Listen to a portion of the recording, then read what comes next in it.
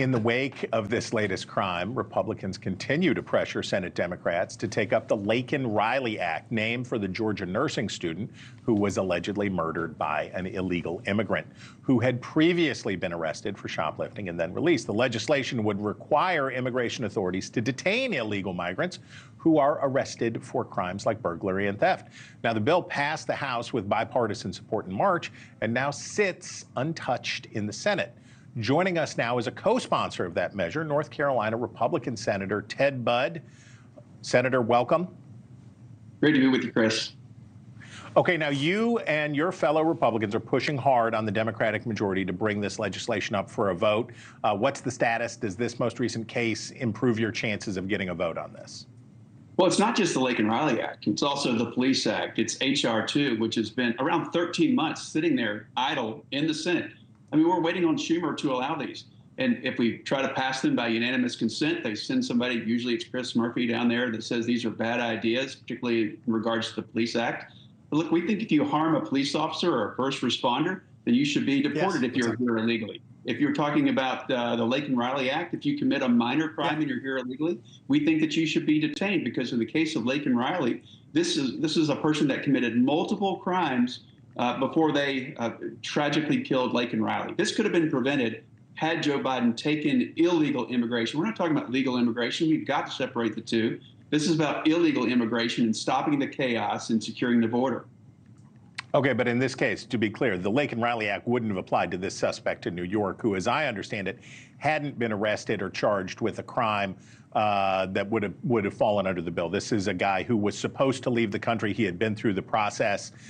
Is that right? Do I have that right?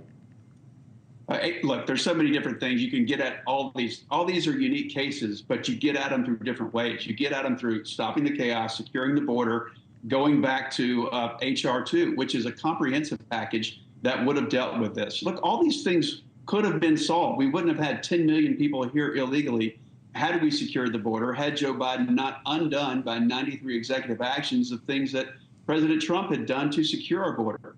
Look, this used to be somebody else's problem. I was just listening to the discussion before. This seemed like it was always somebody else's problem until it wasn't. I hear sheriffs all across North Carolina, 100 counties, right next door there to Mick Mulvaney. And it says, sheriffs are coming up to me and saying every county in North Carolina is now a border county because of Joe Biden's policies. This was always somewhere else. It was a Texas or New Mexico, Arizona, California problem, but no longer. It's right here in North Carolina, and now we're seeing it even in parks in New York that were fairly suburban, that were crime-ridden places. We have seen a decrease in border apprehensions in recent days. Do you give any credit to President Biden and his executive action? Is that working? No, look, this comes in waves. There's a lag effect. You have to look at the trend line, and we've got 10 million people here illegally.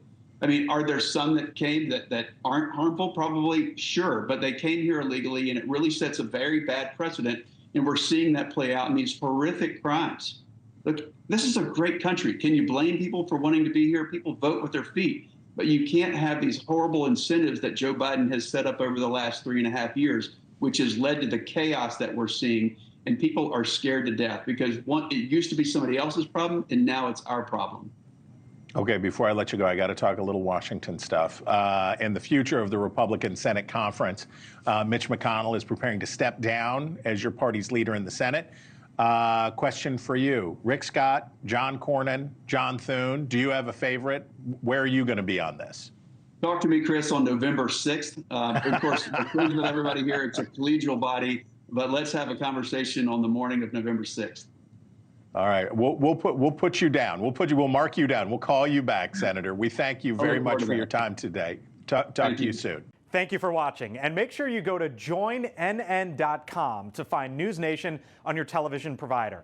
And don't forget to click the red subscribe button below to get more of NewsNation's fact-driven, unbiased coverage.